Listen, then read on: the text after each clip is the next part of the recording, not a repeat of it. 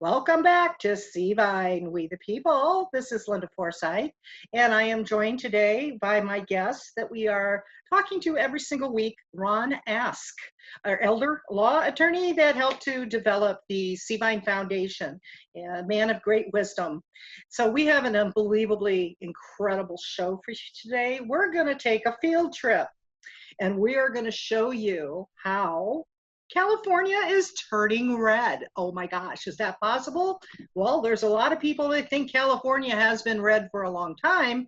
There's just the silent majority that you would never guess because we have certain news agencies putting out other information. But first, I'd like to just gently bring up that those of you who are new to Vine stands for, it's a news agency, Community Voices, Investigations, News, and Education.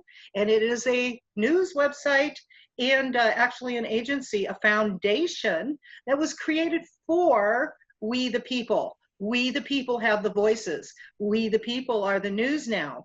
And there are hundreds of volunteers that are out there vetting the news and posting what we know to be factual because we've taken the time and the effort to investigate. And also sleuthing out new news stories, which is part of what today is. We have this discussion. So go to c-vine.com. There is a donation section up here. And if you would like to donate to our cause or even become a member, which you sign up here or subscribe here on the right-hand side and do a small monthly amount, $3, $5 a month, that would be very helpful. But also, if you would like to get into a lot of the conversations having to do with all the news stories that we post new every single day, 24/7, got people from all over the world helping with this. People in Australia work with us while we sleep here in the US. So if you want to have some very lively discussion, we have a Facebook group you would probably want to visit, become a member of.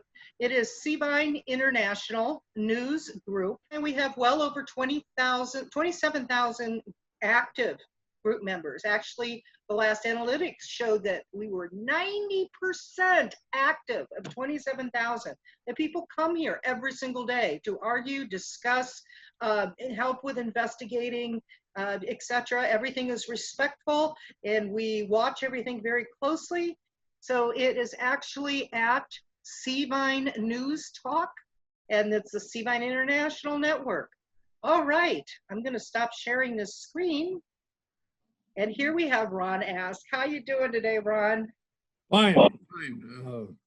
How are you today? Oh, pretty good. We're going to be connecting part of the rally that is going on in Temecula, California. We're going to be showing the world how to red pill, turn the state red. This is what we're in the middle of right now.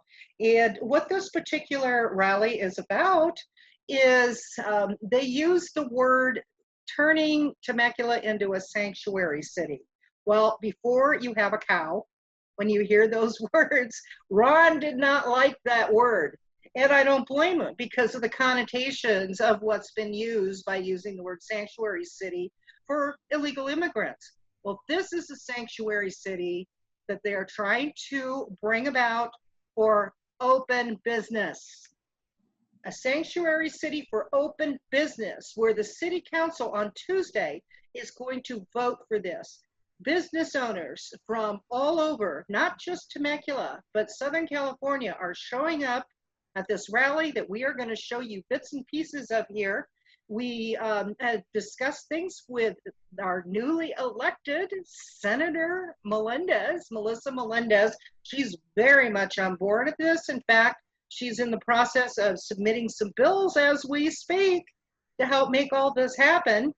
So, Ron, let's talk about this what's going on with opening up business. I mean, business owners are pretty ticked off. What do you think about what we're trying to do here? Linda, we have to get these businesses up and running. Every day that goes by, we have more and more businesses that are done for. They're hopeless. They run out of cash. They're being evicted. They simply, they're not going to make it. They're going to be gone forever. And we're losing them. We're going to be losing them right and left. So we not only lose the business owner and his or her life savings, then we lose all those employees. There's no place for them to go back to work. They got to go out and find another occupation somewhere else. We also have the issue of suicides, alcoholism, all the horrible things that happen when people become discouraged and depressed. And our whole nation is built on ingenuity, on initiative, on human initiative. In other words, we're not a nation of slaves. We're not a nation of serfs like the Roman Empire was. They were a handful of elitists at the top. Everybody else was in bondage, so to speak. The socialists love this. They love this. If the socialists could just keep these businesses shut down long enough, all these people will be broke. Everybody will become dependent on the government, and that's exactly what they want. So we're in a war here. We're in a war. We've got to win it. We can't compromise. We have to win this war. Well, that's why I'm loving what we've been seeing here, what's going on with this rally, because these people haven't been silent. They are taking their lives back. Now, I need to clarify, they're not in denial. They're not in denial about what is going on with the pandemic. They're talking about being responsible, okay? We've already proven you can be responsible by going to Walmart or Costco or Home Depot and do the social distancing in the meantime and being careful. But why only just a couple of places when it's actually been proven that it can be done and done well? Plus, interestingly enough, one of our Seavine members, Janelle Maples, who owns the Rainbow Oaks restaurant in Rainbow, California, that actually is under San Diego County, and she opened up yesterday. She opened up because San Diego passed the law that you could do this under certain restrictions, and she's done it. And oh my gosh, the people that showed up, there was no fear coming there, but they still kept the social distancing and being careful. So even before this rally's over, people can see already that this works. I would like to read briefly something that I wrote on the Seavine Facebook page, on the group there, that has gone viral. And I think, because it's very brief, it's very important that everyone hear this. Okay, I'm reposting here a response to some of our Seavine members. There are quite a few who are frustrated that POTUS doesn't do more to stop the fake news, the censoring, release of dangerous criminals, law-abiding citizens arrested for opening their businesses, along with a laundry list of constitutional rights infringed upon everywhere daily. It is frustrating to everyone, but these infringements aren't up to POTUS to stop. Haven't people figured that out yet? If not, I'm here to gently remind we the people of a few important details. I highly recommend that you listen carefully. POTUS is not a dictator. He can't just unilaterally take over when 50% of the country doesn't see what you and I see. He is following the Constitution. He is doing things by the book of rules our forefathers put into place to prevent a ruler from doing what many want him to do. They are forgetting our country is ruled by we, the people of the United States of America. In other words, the buck stops with you. Not to mention those who can already see that our country has been infiltrated domestically and causing us great harm. They see our homes and lives are being taken away from us, but still choose to take limited actions by sitting on the couch complaining POTUS isn't doing more. Is this your country? Your home? It is we the people that need to take charge. It is we the people who need to fight for our home, our rights, our Constitution, our families, the right to peacefully assemble, protest, go to church, exercise free speech, build our businesses, right to bear arms. How much more needs to happen before people get off their behinds or loudly open their mouths in peaceful protest? Have you noticed that our president praised the people of Hong Kong for getting out there in mass to protest? He did the same with the people of other countries who stood up for themselves against tyranny. These people could have lost their lives if the government attacked them. In many cases, the government did attack them. Did they turn tail and run? The alternative was worse in their minds if they stayed silent. Why do you think that is? Now remind yourselves of our American history. Are you beginning to get a glimpse of an understanding of what it meant, the passion they must have felt, the unrelenting resolve to push back those who enslaved them? After they fought and died to make all of us free, they said, "Never again will this land be taken from us or our children." Then they carefully crafted the Constitution for exactly that purpose, to prevent the infiltration of tyranny, both foreign and domestic. But now here in America, we have the silent majority that is just beginning to clue in, only beginning to hit the streets in protest. And so far, these haven't been massive. But why? Because somehow, over time, we've been indoctrinated to believe that the government is supposed to take care of us. The silent majority is allowing all this crap with their silence or do nothing more than complaining about what is happening. We, the people, are the government. It is up to us. Trump is allowing these things to happen, to wake those up who are still asleep or silent until they see for themselves the immediate danger we are in.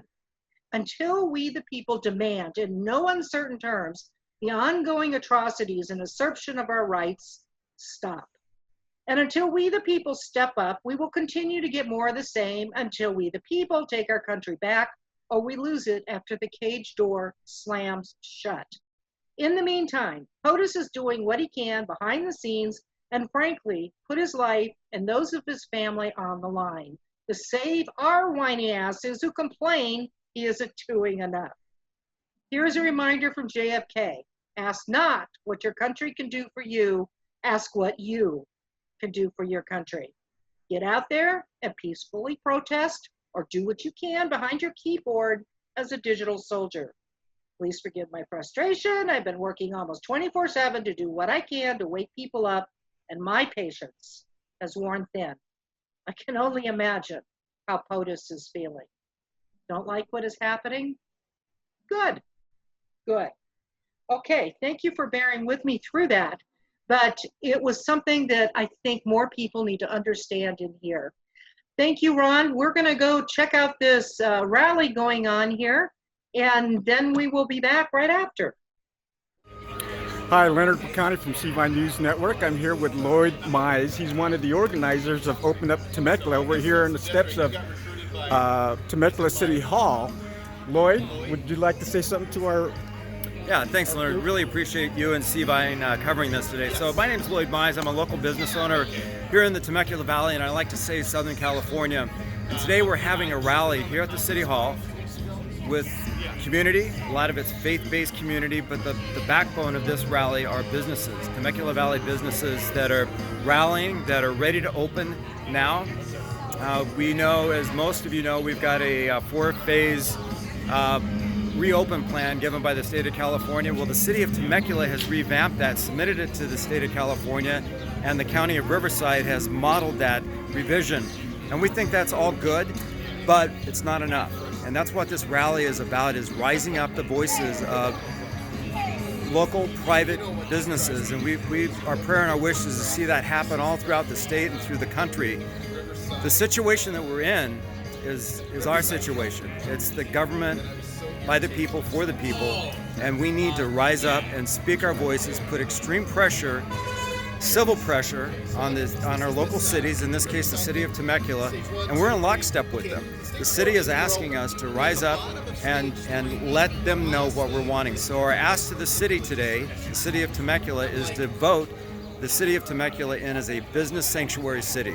That's what this is about.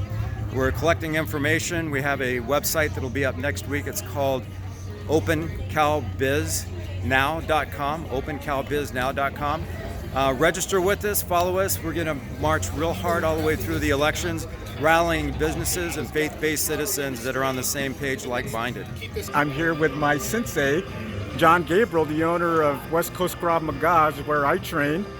John, do you have anything to say? You know, it's time that we start opening businesses up again. You know, thank God that we flattened the curve, and we got to get back to our economy's got to get back roaring again. So we're just here pushing the agenda. We got to open up. We got to open up safely. Right. We got to open up safely. That's right. I'm here at Rancho Cucamonga at a Open California rally. I'm here with Agnes Gibney. She's running for Congress for the 31st District, and she's a golden mom. President Donald Trump has personally invited her to the White House on 4 occasions, so I think she's President Trump's favorite. So, Agnes, tell us about today in this rally, and what do you have to say to CVine members? Well, I first wanted to say Happy Memorial Weekend to everyone.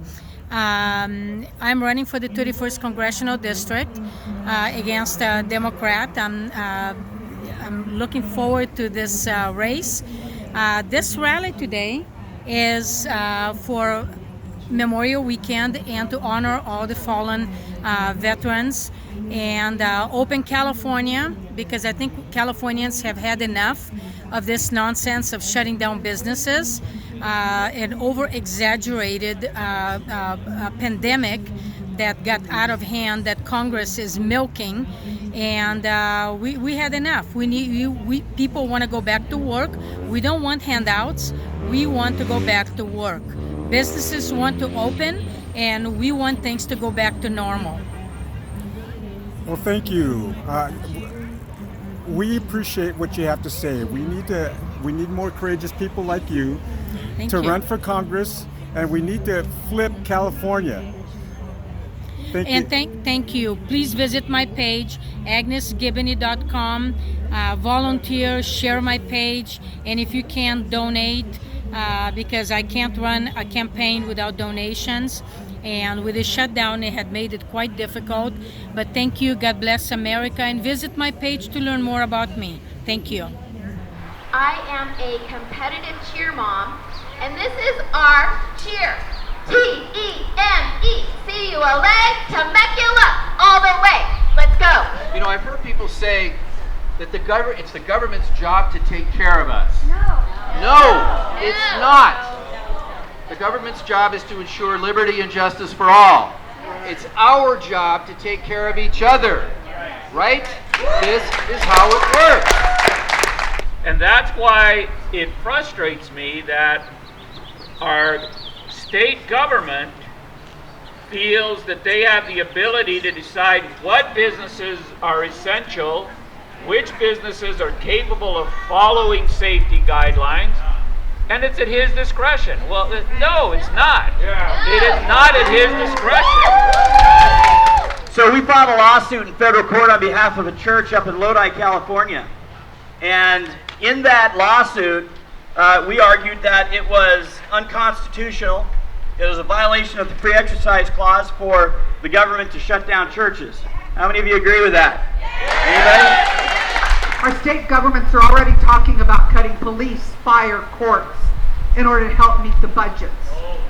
That is the last thing that should ever be cut at any budgetary time. Public safety is the primary duty of government. A lot of people are afraid to go against the grain. And as time goes on, people are even afraid to go against the blade of grass. Why? Because it's like only people that are not good only people that are bad go against the grain. No, it's time that good people go against the grain because we know what to do. We need to step up like we're doing today. You know, we fight for our freedom, we fight for our rights, we fight for our livelihood, and we haven't been able to fight for that livelihood over the last 2 months. Americans can decide for themselves if they are ready to go into a business or not. We can operate. We're not dumb. We can operate with restrictions. But give us an opportunity. Give us an opportunity. That's what we need. But now you have to take all that risk. For what? So the government can just push you down and take your lunch money? out of fear or the quote public good, everything you own, your family's stability, your mentorship over your employees, your life's work can be simply shut down. Does that brighten the flame of the American dream, or does it extinguish it? Does it brighten the flame of the American dream, or does it extinguish it? That's the question. My family came here in 1700s and fought in every war from the Revolution through Desert Storm. My father fought in Korea. My husband's family came as Polish immigrants working on the railroads. And my father-in-law and his brother Louis fought with General Patton from Africa to Germany. My father-in-law came home, his brother did not. We all have stories of family sacrifice to keep our country free and alive. So many of our parents and grandparents would be shocked to see what has happened in our great country. And don't forget, these flags stand for all of them and those who served this Memorial Day weekend.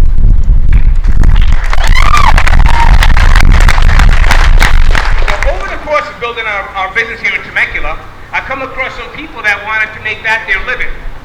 So I invested in them and I opened up my second school. There was somebody else that floated through the ranks that wanted to make this their profession. I invested in them and opened up a third school for them. Then there was another person who wanted to make this their profession, so I talked to my wife and made a decision that I'm going to step back away of running that school.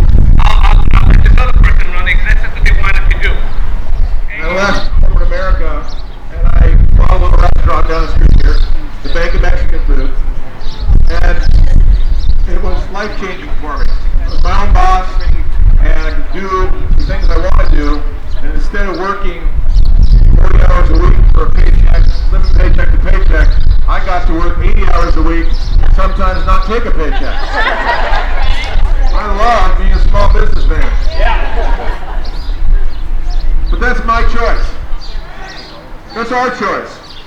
When you're in the business for yourself, we make that choice. And being in America, we're allowed to make that choice. I think a lot of Americans forget that in many countries, they don't have that choice. They can't step up and say, I want to own my own business, even if I fail. They're not allowed to. I think that's the saddest thing in parts of the country, or parts of the world, that they don't have that right. Like many of you, we work 7 days a week, early mornings and late nights. The word vacation, it wasn't in our vocabulary. We lost money in our first year of business, and we made a combined $4 an hour in our second year of business. It was progress. We moved back in with family while our friends with stable jobs were buying their first house. Why did we push on with such great faith and great hope? It's because we believe in the American dream. Our aspirations let us see beyond the difficulties of today and work towards something better tomorrow. And it worked. None of our employees want to be on unemployment. None of them want the PPP protection to pay them and they don't have to work. We want to work. We want to pay our taxes. We all want to function in a society where we all contribute. You never want to pick your 8-year-old up at school and ask, where are your shoes? He then looks at you and replies, my friend's dad's not working and his shoes were too little and I gave him mine since I have others at home. Teach them that we can rise to the occasion of being human beings that have heart and that we as a country and community can learn and grow in spite of the odds. Let our young people experience what we hope they would. Freedom to succeed in the lives that they have worked so hard for. Let our children have dreams. Let our young families work hard to own their homes. Let's remember that our country has always allowed people to dream and to work hard to achieve their dreams. We've always encouraged that, and let us continue to encourage the freedom to build communities in our great country. What are these guys going to do if I don't have a school when we open up again? I can do anything. I can climb a tree. I can build this thing. I can do something. But what are these guys going to do? They depend on me, that my business is in place. I kept them on. I paid them out of my pocket. my wife didn't get paid. He's getting it out of my pocket. When we lost our son Adam from Temecula Valley High School from cancer and a tumor, I can't imagine going through that right now as that father spoke, that I would not be able to be by his bedside in a hospital because he's dying of cancer in 8 short months. And we put up a petition online. And we asked all these pastors who would be courageous to stand up and do something about this, who would be willing to go to jail if necessary, because we'll defend them for free, but we've got to have people who are willing to stand up. So we did that. We ended up with more than 1,200 signatures as of earlier in the week. I think we're probably close to 1,500 signatures of pastors. These are not congregants, these are pastors who say, we're going to reopen regardless of whether the governor allows us or not. This is democracy in action. This is democracy being revitalized. Coming together saying, no, this is not how we want it to go. Of the people, by the people, and for the people. So I hope all of you get out and vote this coming year, because this next election and the next election and the next election, because this cannot happen again. I think there's a lot of people that are not here today because they heard, oh, last night the county of Riverside allowed you to have your freedoms back again. Guess what? As far as I'm concerned, they didn't allow me anything. I have that freedom. But I think a lot of people have backed off and simply said, well, they're allowing us to open again. They're allowing the restaurants to open again. Come on, guys. That's not enough. We've got to fight. You have to take this back. Because what's going to happen when flu season comes? Do you think that we might get shut down? They found that this was real easy. Oh, yeah. Because we all went away, we all went into our little homes, closed the door, and we all sat back and had a vacation for a few weeks. Well, we can't do that. We can never let this happen again. We must put pressure on them and tell them what we want. John Kennedy says, stop asking what your country can do for you, but what you can do for your country. I say we need to tell our government, what we need to do, what we want, and we need to rally together. It shouldn't be something that we feel relieved that the governor is giving us the permission to do. We have the permission to do it. We need to take that right. We need to do it respectfully, and we need to do it in the manner that we're doing it here. Let's everybody realize that we're not in this together. I mean, by ourselves. I sounded like Joe Biden there. I'm sorry.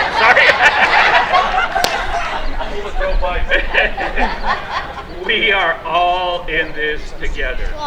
We're here today not just to fight for our businesses and our families, but we're fighting for the next generation. I see these guys right here waving American flags. What has been shown to them? Maybe they believe, but what about their classmates? So you guys should be flooding the city of Temecula with phone calls, because we voted for these people to stand up on our behalf to protect our liberties. You voted for them. Hold them accountable. Thank you. All kidding aside, let me thank you all for being here and participating in government today. Because this is what it looks like to participate in government. And it's become too easy for us over time to get complacent about participating in government. And guess what happens when people don't participate in government? Tyrants rise. Tyrants rise. Yet they start trying to figure it out on their own. It's only because we are coming together and saying, no, this is how it should go. I want to make my own decisions. I want you to make your own decisions. And today's decision, open up Riverside County, open up California, and back off. So, God bless you guys for showing up today, and I hope to God that we continue with this, and that we cannot allow this to happen. We laid down so easily. Can you believe what we just did in 2 months? Actually, within 2 or 3 weeks, we laid down on our backs. I'm not saying we have to hurt people, but do it the right way. But you know, it's in those places of darkness that the light is most valuable. Like that's how we appreciate the light, is by being in the darkness. And soon I came to realize, or had this sort of moment where it came to me, that the antidote for what's going on right now is leadership. And I don't mean the president or the governor or the school district. I mean everybody. There are people out there that are yearning for leadership. They don't know they're yearning for leadership, but they will respond to leadership. If we all go together, we will win. We are winning every day. So do you know that, how many people are up in Sacramento?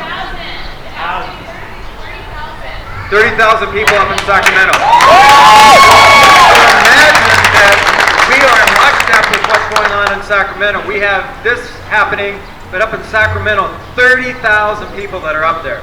We sent a letter to the governor on Wednesday, and that letter told him, here's these pastors, we're opening, whether you grant permission or not. What happened the next day?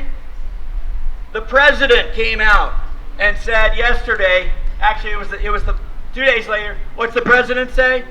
Open the houses of worship, and if you don't, I'm going to override them. We've been working with the Department of Justice on this, and they're behind us. And they came in and they sent a letter to the state earlier in the week. They see what's going on. Why? Because we've been able to get people to rise up and say, we're taking our house back. But with the news of reopening, they're busy opening, that's good news. But the short side of that news, and we're thankful that they're opening, the short side of that news is that this agenda that is out there for reopening is very short-lived, it's very tentative, it's very dangerous. We need to rally together. The American dream is defined as the ideal by which equality of opportunity is available to every American, allowing for the highest aspirations and goals to be achieved. So we're out here today just having a battle cry about opening business in Temecula. In fact, opening business in California. We have so many concerned citizens that are suffering and hurting inside, shelter in place at home. I have customers that are calling me on a daily basis. I can't make my insurance premiums.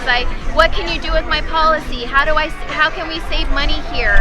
I've been doing a lot of adjusting, and I'm just hearing a lot of just despair. And that's why we're all here today, is we need to have a battle cry. Open California biz, open Temecula biz now, and we're not going to shut down again. Let's just keep this whole movement going. Love you guys. So please say it with me one time. I call upon the city to vote Temecula a business sanctuary. I call upon the city to vote Temecula as a business sanctuary. Thank you, everybody. Thanks for coming out. Businesses, we have grown so complacent in this last 70 years. The generation that I grew up with, the generation that you've grown up with, we've had such incredible freedoms. We've just really, I know I have, I've taken it for granted. We've grown complacent. We didn't mean to, but how sobering this has been this last 2 months to realize how quickly our freedoms can be taken away. Somebody shared a quote with me earlier today, something to the effect that evil happens when good people don't do things. Evil happens when good people don't do things. We must stand up and be activated civilly with always health and safety in mind and economy in mind, but we must stand up, declare, put your pressure on the city of Temecula to vote this city as a business sanctuary. God bless you and thank you for being here today. And let's remember these words.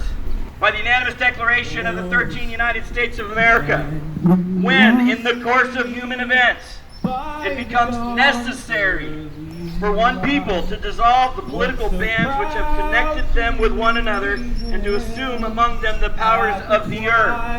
And it goes on. We go further. We hold these truths to be self-evident, that all men are created equal, that they are endowed by their Creator with certain unalienable rights, that among these rights, governments are instituted among men, deriving their just powers from who? The consent of the governed. That whenever any form of government becomes destructive of these ends, it is the right of the people to alter or to abolish it and to institute a new government. Hey folks, this is where we're at.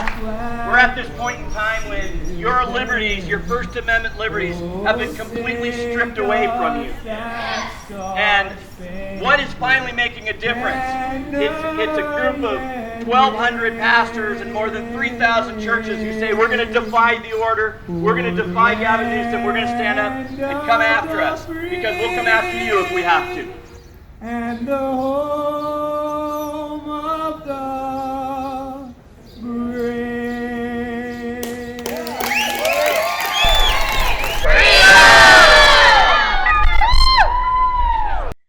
Okay, everyone, you saw some interesting stuff. A lot of things going on. I really do believe California is going red. What did you think, Ron? I think there's an excellent chance that we can go red. I feel it in my bones because at my work and any contacts that I have, I don't talk to anybody except red people. In other words, I don't, when I read the newspapers, they claim that this conservative community here, Riverside, is about 55% liberal now, and maybe 45% conservative, something like that. But I don't believe it because everybody I talk to, I mean everybody I talk to, is turning red, okay? Just to remind you that in the last election, we lost this state by, I don't know, it wasn't that many votes. It really wasn't a landslide, but if we'd have gotten just the evangelicals off the couch, in other words, forget about, for the moment, if we didn't have the Catholics, we didn't have the Protestants, we didn't have the Jews, we didn't have the Seventh-day Adventists or the Mormons, if we just had the evangelicals, there's 14 million of them, that would have been enough to flip it our way. So it's all doable. It's all doable. And like I say, everybody I talk to is sick and tired of the left. People are waking up and realizing what they're up to, what they're doing, what they're getting, what they're trying to do. They love this. The left wing loves this stuff. There's supposed to be 3,000 churches this Sunday that are going to open up and have services, not drive-in. 3,000 churches in California, as I understand it, intend to hold full-blown services in their churches, okay? They're not backing down. So, I mean, when marijuana dispensaries and tattoo parlors are essential businesses, and restaurants and churches are essential. I mean, when abortion mills are essential, this is complete insanity. And I think that I think our governor is going to regret that he didn't take an aggressive stance to get this thing back together again. And I think the mayor of Los Angeles County is in deep doo-doo myself. I think he's made some horrible mistakes, and I don't think the people are going to put up with it. I think the people are going to turn this thing around one way or the other. I'll tell you what, City Council is going to vote on this rally today, on Tuesday, in just a couple of days. And the rally is about opening up all businesses by May 31st. That's not very far away. And it's pretty much the day that you were talking about that the churches are going to open up. So hopefully City Council realizes that their feet are being held to the fire. It's going to be interesting to see how they vote. Let's just see how much you want for the will of the people. Well, good day, everybody. Thank you for joining us today, and share this. Get this out there. People need to see this. Spread the word. No more silent majority. Goodbye, everybody. Thanks, Linda. Goodbye.